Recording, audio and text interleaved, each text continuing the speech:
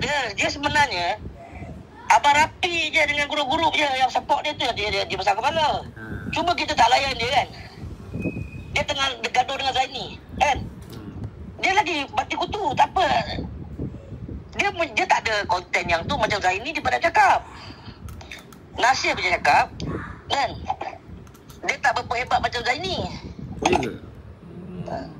Zaini apa kelebihan dia? Zaini? Kalau kau tengok followers dulu, follow Zaini lagi ramai. Betul tak? Halo? Cakap.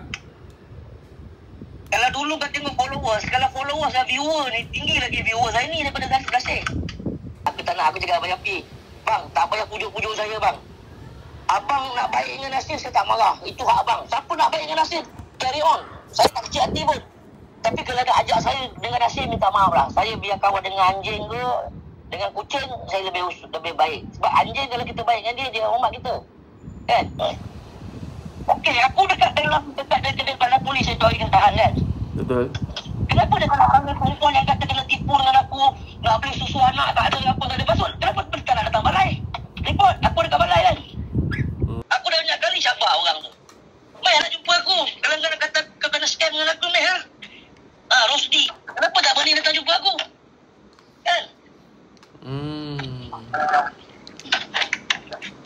Kenapa Rosdi tak berani datang jumpa aku? Kan?